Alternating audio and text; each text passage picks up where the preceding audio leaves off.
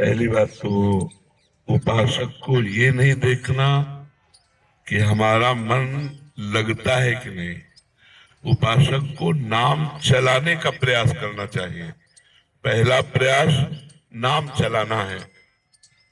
दूसरा, हमारा जो मन नाम जप के समय बहुत भूत भविष्य की बातें सोचता है, व्यर्थ की बातें सोचता है, पाप की बातें सोचता है, उनका कोई भी प्रभाव मन पर नहीं पड़ेगा।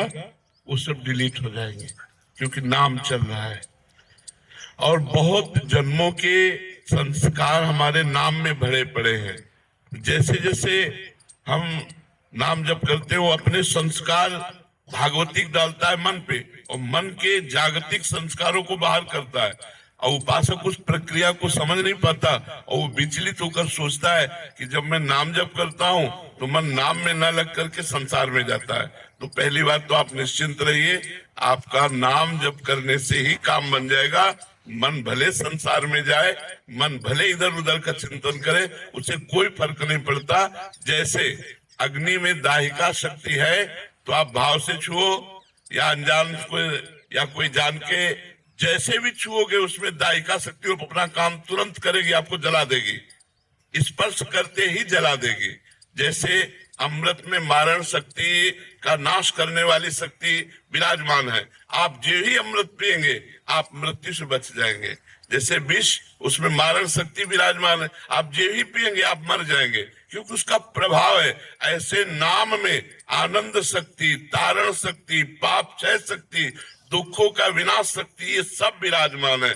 आपकी जिह्वा से नाम छुआ कि आपका परम मंगल होगा। इसीलिए गोस्वामी जी ने लिखा है, भाव कुभाव अनख आलसहु नाम जपत मंगल दिश दसहु। भाव से या कुभाव से, अनख से या आलस्य से जैसे भी नाम जप किया जाए वो हमारे सारे पापों का नाश करके, चाहे जहां हम देश विदेश कहीं भी दसों दिशाओं में हो, हमारा मंगल हो जाएगा। इसलिए हमें प्रधानता रखनी है नाम जप की, ना कि मन लगने की, क्योंकि नाम जप के प्रभाव से ही चंचल मन स्वयं वशीभूत हो जाएगा। हमारे रसिक महापुरुष श्री ध्रुवदास जी से पूछा गया कि मन बड़ा चंचल है, कहीं भगवान में लगता नहीं है, तो इसका क्या उपाय है कि मन को लगा दिया जाए। तो उनका मन तो चंचल सबनते, या को कौन उपाय। तो बोले साधन को हरि भजन है, कै सत्संग सहाय। यदि महापुरुषों का सत्संग मिले और भगवान नाम जप करने को मिले तो हमारा मन आज नहीं तो कल निश्चित लग जाएगा। लेकिन आज हम अभी राधा बोल रहे हैं और अभी हमारे प्राण निकल जाए और मन संसार में लगा रहा है तो भी हमें भगवत प्राप्ति हो जाएगी। जैसे पुत्र में मन लगा था अजामिल का, ना कि भगवान में, और पुत्र का नाम था नारायण, तो जहां नारायण पुकारा तो उसका कल्याण हो गया। मन उसका पुत्र में लगा था, अपने पुत्र को पुकारा नारायण, लेकिन नारायण नाम भगवान का, तो उसका अंतिम समय काम बन गया। और हम जानबूझ के राधा राधा बोलेंगे तो हमारा मंगल नहीं हो जाएगा।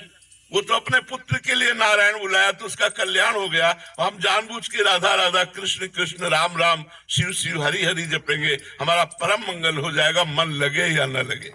हम कई बार उदाहरण देते हैं, जैसे हमारा मन कहीं और लगा हो, भोजन पा रहे तो पेट भर जाएगा ना। ऐसा तो नहीं है कि मन नहीं लगा तो हमारा पेट भरा नहीं, हमारा तो पेट भर जाएगा ना।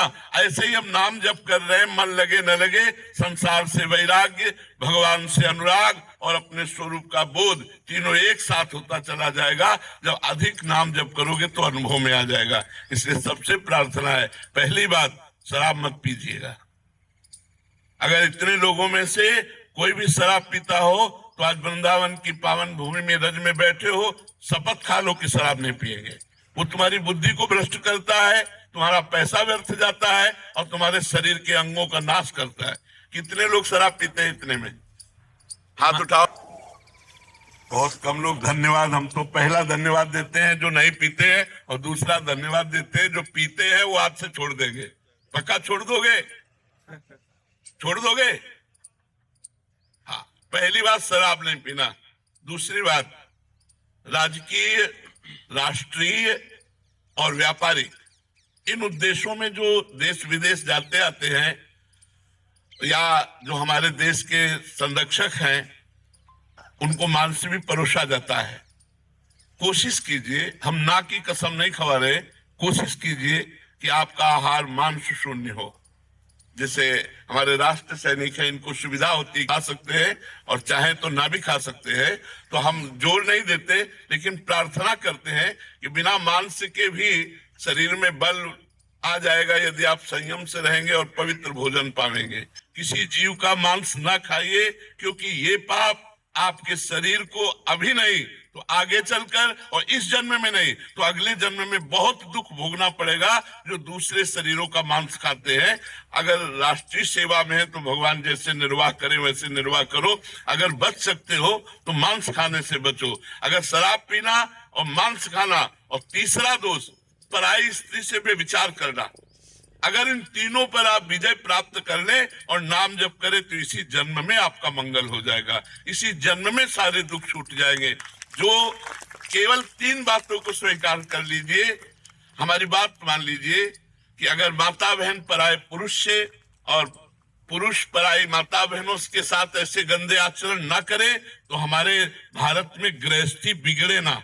आज हमारे भारत की गृहस्थी बिगड़ रही, गृहस्थ धर्म बिगड़ रहा है, ये हमारे भारतीय धर्म में नहीं है।